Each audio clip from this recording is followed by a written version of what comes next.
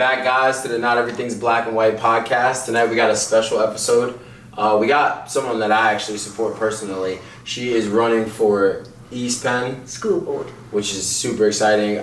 Miss Alicia Plooy. We got to meet for the first time quite a bit of time ago after the national election, and she was one of the first candidates I got to meet, and she introduced herself, presented her slate flyer, and told me what she stands for immediately, and I kind of kept that with me. So tonight's kind of special to me because this is a person that I really want to get and see in this position.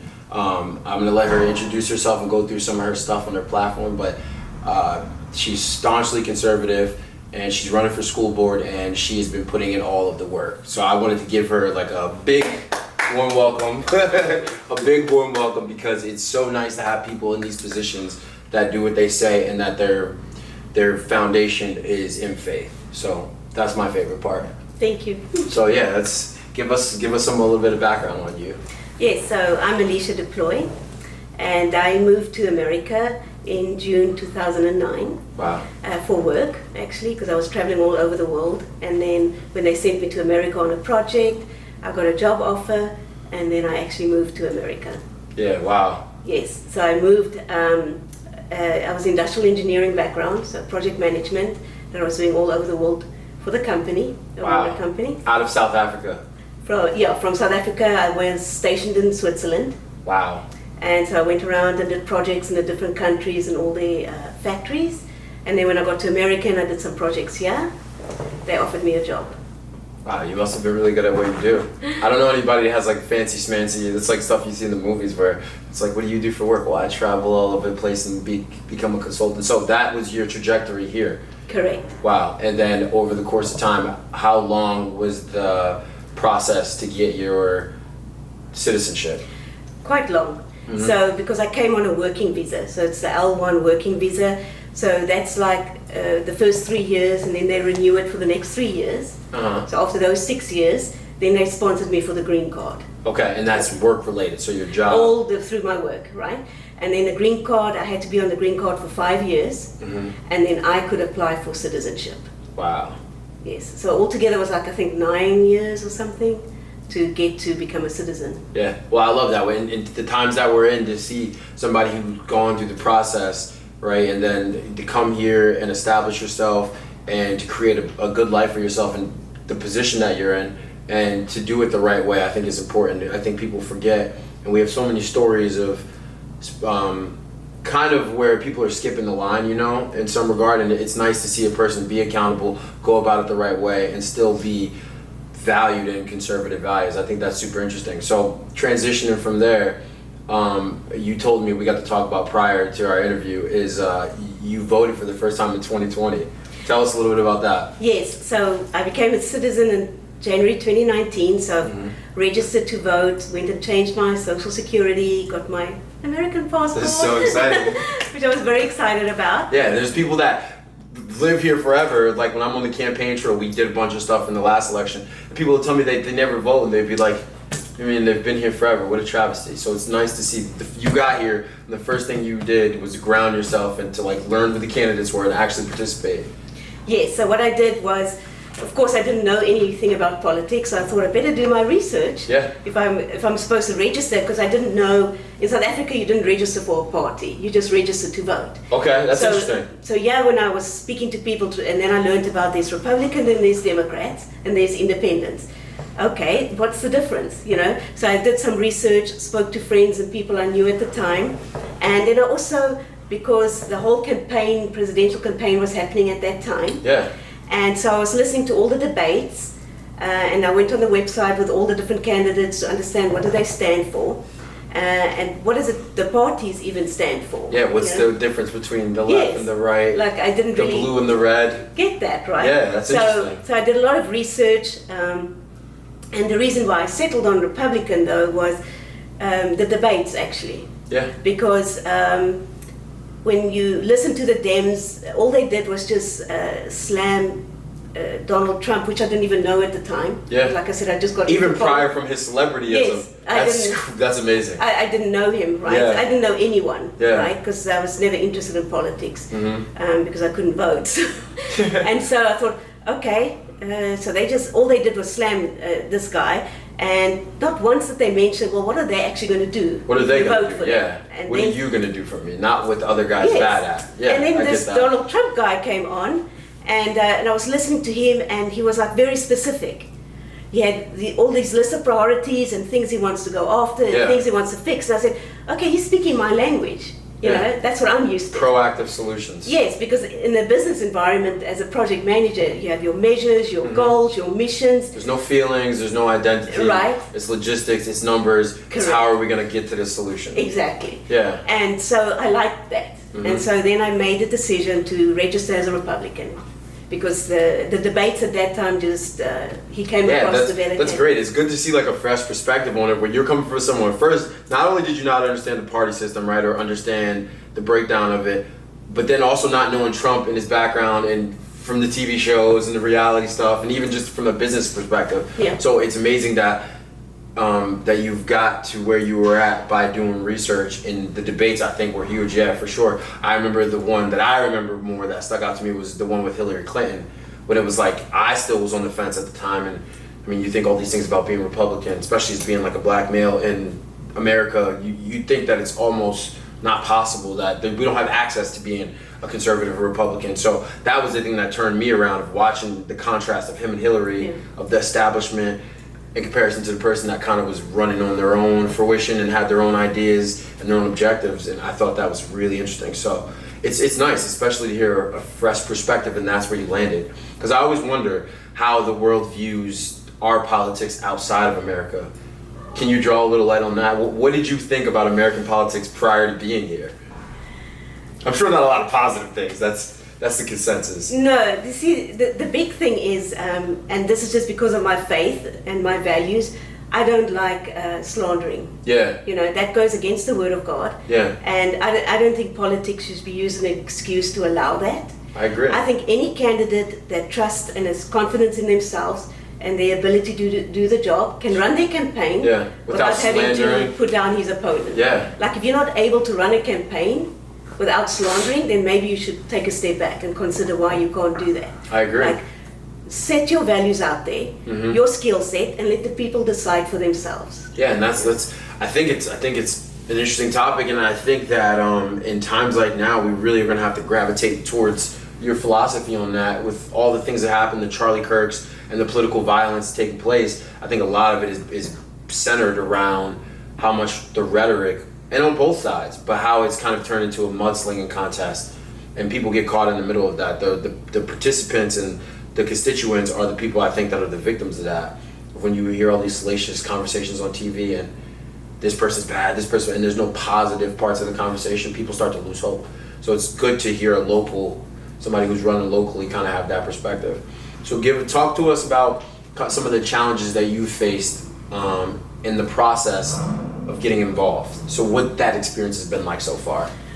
Yes. It's hard. It's difficult at the local level. People see all the glitz and glamour up top with the big guys that have all the funding and everything's being taken care of for them, right? Like their campaign is just them getting on stage, but there's a whole team of people behind them in comparison to you or the local candidates. Yeah, we're all in our It's a lot smaller of an operation. So yes. Well, I will tell you, the first thing I started was I did go on political training courses. You know, That's awesome. That the party offers. You know, I did the Einstein series. that's a good one. And then I went to the Citizens of Pennsylvania training just to understand what does it take. So it seems like very complicated, but we had to get all our signatures, right? Yeah. And then I had to find a Democrat to get the Democrat signatures because I To get didn't some even support, yeah. because I didn't even know a Republican couldn't even do that. As a Yeah. Republican, I had to find a Democrat. Yeah, locally it's really popular. It's Yeah. like with The cross-filing, yeah. Because I get it, because school board's not supposed to be political. I Which agree. I totally agree with. Yeah, It's not I agree. political. School board in my opinion, shouldn't be overly politicized. Yeah. There's bigger things at hand. So yeah, that's interesting. And so I eventually found somebody to help me with getting Democrat signatures.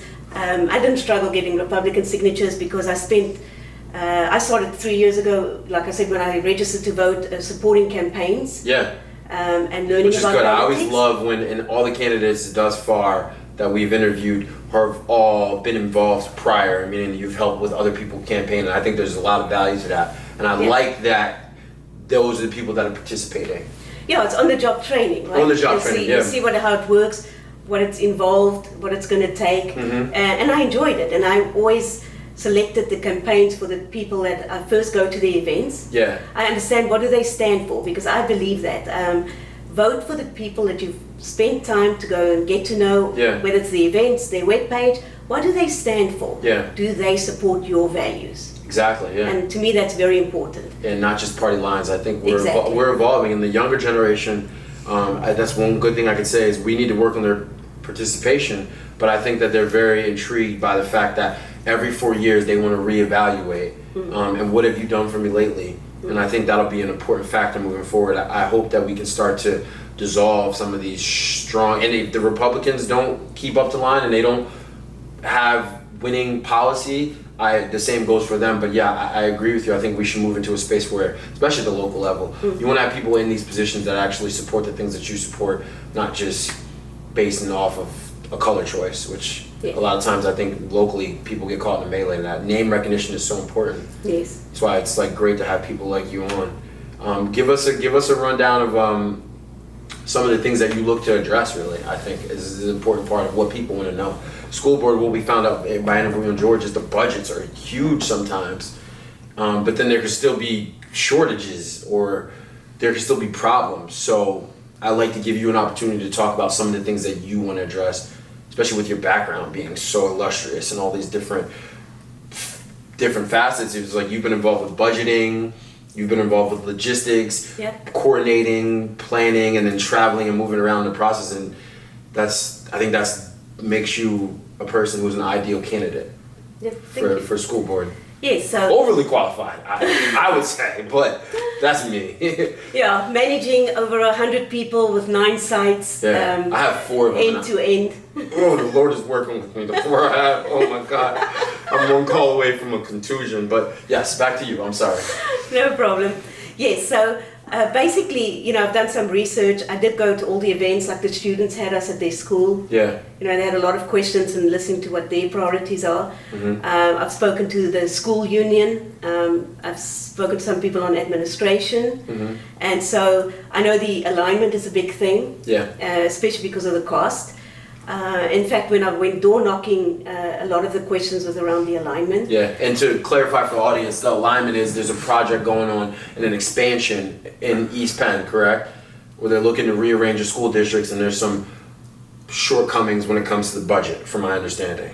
Correct. Or there could potentially be some shortcomings when it comes to the budget. Yeah, so they want to move some of the age groups to the middle school from elementary. They started at the 60 million mark. Then they got to the 90 million mark. So that's where the estimate is expanded? Yes. On what the cost is going to be? 90 million, yes. And then when I looked at the school numbers, because somebody shared the file with me, I'm seeing an increase of about 1,000 plus students. Wow. Which I thought seems a bit little for the cost. Yeah. Because I can say as a project manager, any project I take on, my sponsors, I always have more than one cost option.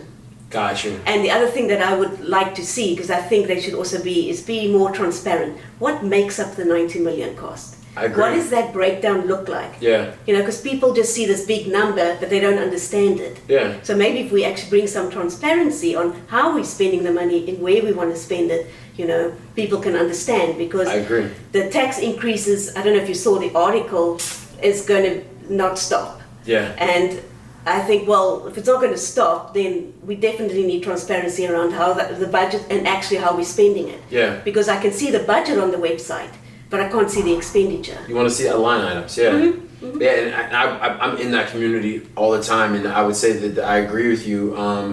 It's a kind of place where it's a great community, the Emmaus and the surrounding areas. But yeah, they're kind of people, they're old school. They have old school values, old is gold. That's a saying that I've heard in the area. And I've kind of approached my work, being somebody who works in that area as such, is people want transparency.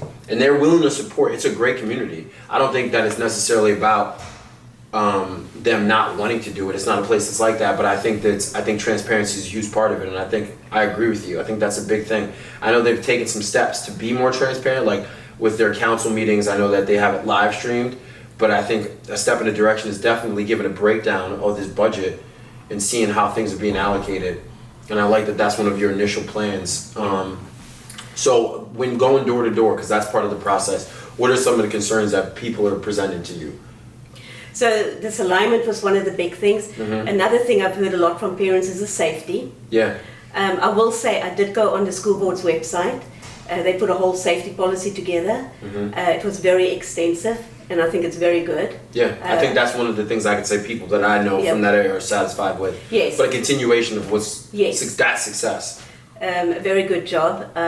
They do have concerns about the school union riots. Like, is it really necessary? You know, because some teachers can't even get into school that want to work. You know, that's not rioting. So that one has come up. That they don't like that. And that seems like, that's interesting. That could be a big one that could put a big stymie on things moving forward. Yeah. Is that something they anticipate, or is that just something where they're trying to be proactive and address it head on?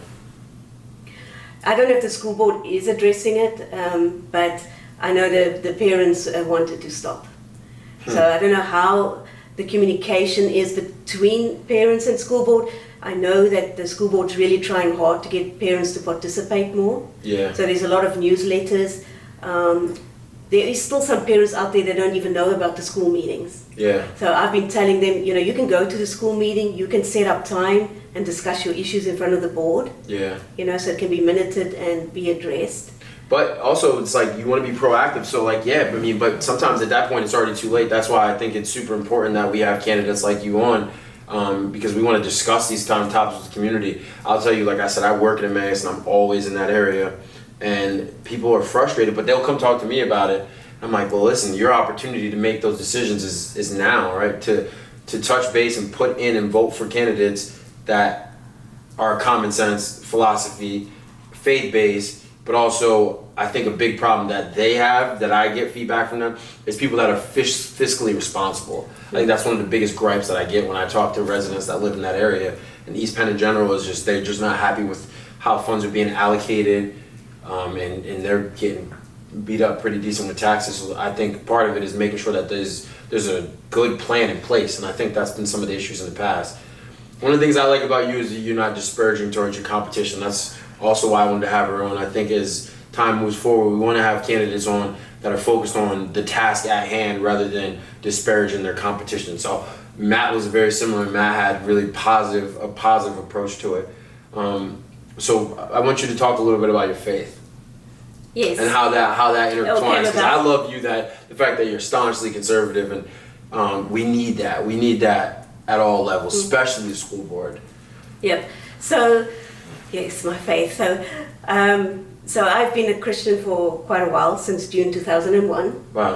Learning how to walk with God, and learning to even to hear His voice. Yeah. So I can honestly say when I came to America, that's when I really got to build my relationship with Him.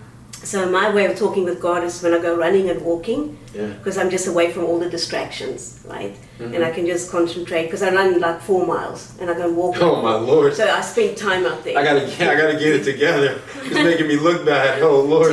To hear His voice, right? Yeah. And so interestingly enough, it was like 4 years ago. I think just after I registered to vote. We have a very smart God, you know. Yeah. And mysterious ways this. Yeah. And he said to me that he wanted me to get involved in politics. So, and that's why I started to figure out, okay, how does this work? And I reached out about the GOB, the Lehigh Valley GOB, started going there, introduced myself. And the fact that you started fresh, like you're starting from a point where it's like I was a couple of years prior, you're still trying to put the pieces together and figure out I was traveling for work, and it was project management, and now it's politics. And I said, but it's great. It almost allows you a fresh start. I tell the people that bring on people for me, I do hire, we bring on like new employees occasionally, and the HR, I try to tell them, I almost rather outside people starting fresh. I can build on that platform rather than people that have been convoluted by learning in other places. So yeah, I mean, that's a great part of it, is that you got to start fresh, and then this is where you landed. It makes me feel better about my decision, because I started off fairly liberal growing up. It's just kind of what I knew, and that was my training, and the people around me felt that way, and it took time and effort to search for the truth, and faith is what kind of connected the dots for me. Yeah. Well, especially at the national level, when Democrats really got off topic with many things. So like, just seeing what I viewed a lot of times as evil things, and the battle. I mean, it's now we're not in the stage anymore. I think it's Democrat, Republicans, blue versus red. I feel like we're in a good versus evil era. Yeah, it's interesting, but the thing is, what people have got to remember is that God loves everyone. Yeah. And if I think back, before I even registered to vote, the Dems and Republicans were working together. They were, yeah. They were working together, Yeah. It's finding the candidates that would be concerned about serving the people, because God is all about serving the people. And so when you ask me to stand, it's about, I need to go and serve my people. Yeah. Which I didn't truly understand at the time when he was asking me. When I got involved for the last 3 years doing campaigns, and now this year I'm running as a candidate. First time That I'm learning that he's saying we need people in elected positions that will take care of my people. Yeah. That will care enough, and is not out for themselves. Yeah, because there's not enough of those. Yes. And that's what makes it so tough. That's what makes it so brave, because I think, at least the feedback that I get from people is they're very surprised of how much of a grind it is. I think we've all gotten accustomed with national level politics, and we hear about the budgets and the campaigns and the buses with their face on the side of it, but at the local level you're kind of on your own. There's the getting the signatures, right? And many candidates, at least on the Republican side, the Democrats have a really big budget, but on the Republican side the party only has so much resources to really extend to help you out, so they're doing it on their own. They're going to their own doors, they're making their own slate flyers, they're making their own cards, they're scheduling their own events, so there's not glitz and glamour. So it's like you almost either you got to be very faith-based and pushed by God, or you got to be a little crazy. That's the best way to say it, because it really takes. I mean, you're going to 10 doors, you're getting 9 slammed in your face, and so that's huge. Having faith is a big part of it, and those are the kind of people we want. We don't want we're over the era of the slicksters, right, and the guys that are funded by some nefarious characters. We want people that are taking the tough road, taking the route of the most resistance. Yes. And I think that's what makes you a great candidate. Let's go into, I wanted to touch base and double back on some of your work experience. So talk to our audience about some of the stuff you've done professionally. Yes. My career has been very interesting. Yeah. So I kind of cut you off at that point when I didn't know that you've when you traveled here, you kind of weren't aware of the way our political structure was. So I got off topic when you talked about your work experience. So I actually started off as an auditor, right? Yeah.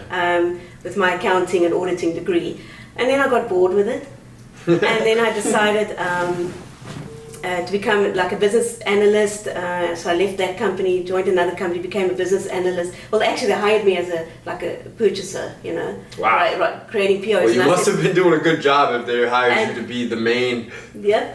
And then, they gave me an opportunity. Well, we have this major project to grow our business and bring in exports, like 30% growth, right? And, okay. And so I took this on, and kind of had to do research and learn what it is to be a business analyst, consultant, figure out what I'm doing. So I had the IT systems, logistics, warehousing, the planning system that they wanted to revamp. And what time period is this when everything first started? So this was, I would say, around 2001. Wow. So I would have to interject. I know what the Republican side, we don't do identity politics, but at that particular time, I'm guessing you're very unique in that space to have a woman in those positions, correct? Okay, all right. That sounds like a game. So, because the industrial engineering, the whole blanket of the things they gave me really fell under industrial engineering, and that was not a woman's field. Very dominant field, even still to this day. I had total resistance with the middle management, right? Yeah. To work around. But I did my research, did my homework, I put a whole proposal together to revamp the whole IT system, the whole planning system, even reduce the manual workload. I had a programmer that created a whole scanning system for me, so they could scan everything on the floor. Then, of course, their IT department was against it because I was replacing them. So there was a big meeting with the CEO and all of that, and the IT was very negative towards my proposal. But at the end, the CEO said, "Well, she did her homework. She gets the bid." Wow. And I got the bid, and then I started. So you were, when we call it the podcast, undeniable. Yeah, and then I did the implementation in 2 years, And instead of 30%, I gave them a 60% increase Wow. in the export business. So you're in the kind of business where it's like, okay, we'll give you the chance. Probably we'll give you the chance once. You better get it right, and you exceeded expectations by a significant amount. And then in a very predominantly ran male field. Yes. And then I got another opportunity where I joined another company as industrial engineering manager with about 16 sites. And so when I got into the interview and I said, this is interesting, you sure you want me with my business analyst background? And they said, that's exactly what we want. I said, okay. I accepted the job, and then they called me in and said, well, you got to fix the department or it's going to close. I said, you hired me. Okay, so you got hired, then they said, oh, just so you know, things are kind of, we kind of brought you in as the closer, we need you to fix it. Yes. Wow. And I'm like, what? Well, I think we're walking into a very eerily similar situation now. And so I said, okay. And I had to learn industrial engineering, right? Because that was a whole new field for me. And there's a learning curve involved too as well. Yes. Okay. So I started my research again and figuring out what is industrial engineering all about. Put my proposal together, met with all the sites, and I had 2 of them was in African countries, Kenya and Zimbabwe. Wow. And the other 14 sites was within South Africa. So I set up a structure. Every month I went to the sites, took the industrial engineers, because what happened was not all of them had industrial engineering backgrounds. And my assumption be correct with the areas that you were going to, they're not industrialized, right? Like what you guys were doing there is innovative in some regards to those areas. It's not like here where there's warehouses all over, right? Okay, all right, that's interesting. The African countries were a lot smaller, yeah. So Africa was a bit better. Underdeveloped in that way. Okay. So Which sounds very challenging. Yes. So it was training them. So I created a whole training packet, trained them, created a whole performance team, because what they wanted was a team that can be sent to the factory. So when a line is running badly, you send in the team, they identify the issues and they fix it. Troubleshooting. And so within just over 2 years, I had the team trained, successful, and then I was in such high demand I didn't have enough people to meet the criteria. So you came in as they brought you in as the adjuster, the fixer. Wow. And that's what my whole career has been like. Like everywhere I go, I fix, create structures, create processes, and get it to run smoothly. So project management became a big part of my skill set build at that stage, going forward. Yeah. And that skill set in particular, I think it would adjust. To be honest, if we're going off of just pure background, and maybe they're gonna have a tough time, and maybe I'll ruffle some feathers with this, but I think your background, prior experience probably makes you the most ideal candidate of any of the ones that I've, from the left, from the right, or any of the candidates specifically for East Penn, but all the ones we've talked about in general. I mean, that's essentially what I think really needs to happen. Maybe you won't say it because you're a very positive person, but I think there definitely needs to be an overhaul in that particular school district, especially with the budget that's assigned to it. I just think there's a lot of revamp that needs, and it needs to be approached from a project management perspective, where we're coming up with ways to fix it now, but also mechanisms in place to fix it later. And I think enough people don't talk about that. Enough candidates don't talk about. Well, the budgets are big, but I think another section that I don't think gets enough airplay is the education. Yeah, the education. The most important part of it all. Yes. Gets the least attention. Correct. Because, some of the teachers I speak to, like, what is the education like? Because I know I've heard teachers say that some kids go to high school and they can't read and write, and I say, but how does that happen? How's that possible? Yeah. Yes. So are we focusing on that? Are we spending time there? Are we figuring out why? What can we change?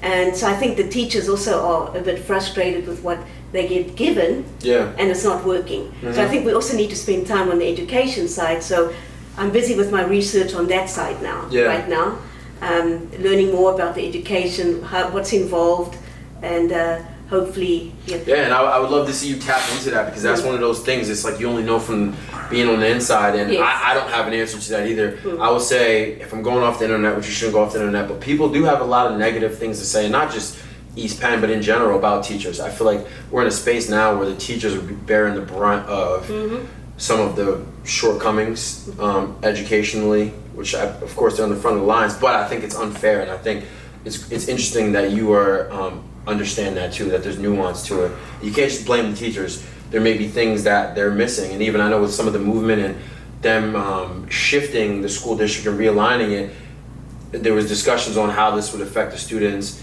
and how it would affect sports programs and how it would affect some of the after-school programs.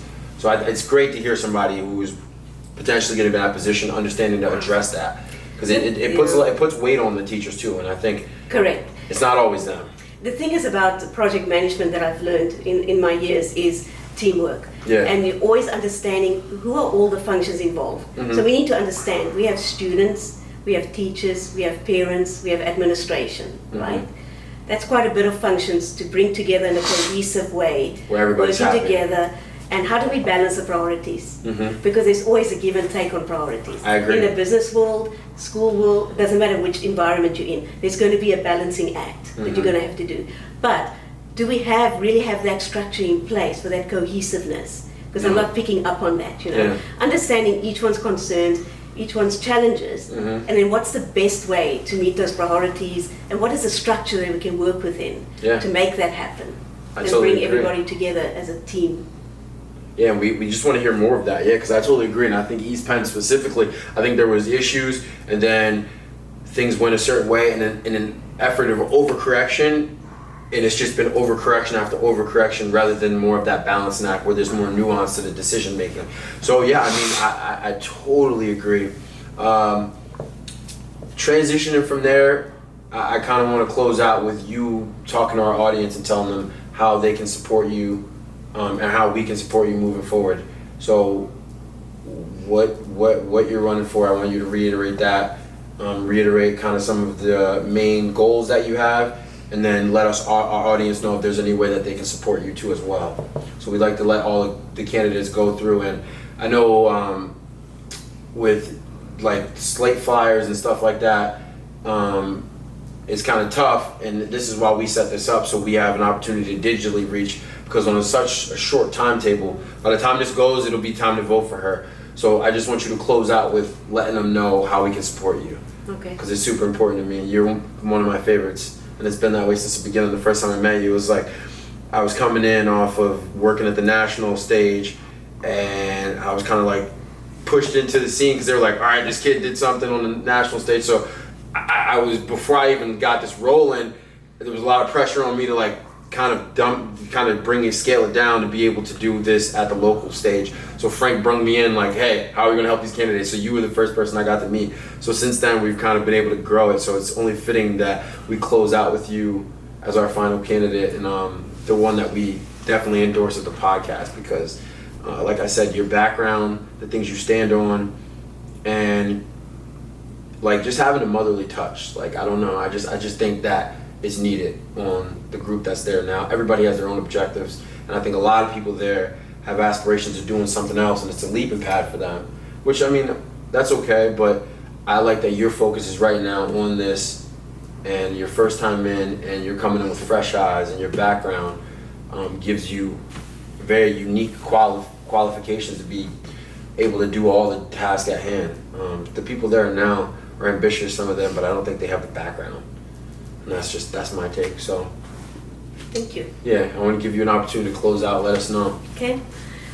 So I just want to say I'm very passionate about what I'm doing, and I get very involved. I want to serve God's people. That's my heart's desire, and to please God. And pleasing God is serving His people. So I'm passionate. I do my research. I get all the information before I make decisions, and I like to understand. I like to go to all parties involved, have conversations, get background information, so I never make hasty decisions.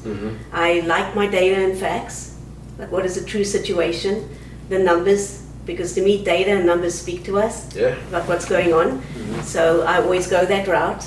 So I'm very methodical in my research and doing my work, and I would love to be on the school board to help and serve.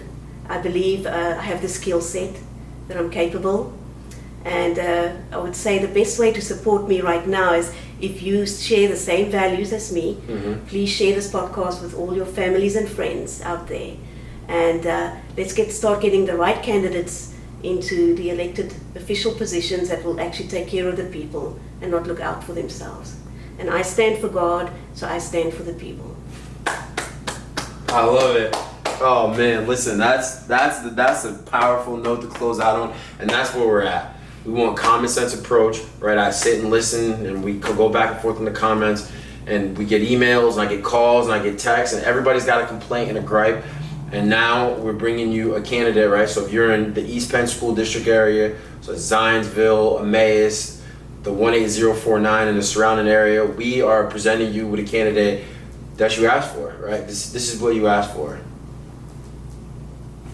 Thank Support you. Alicia Plooy. Thank you. Bam.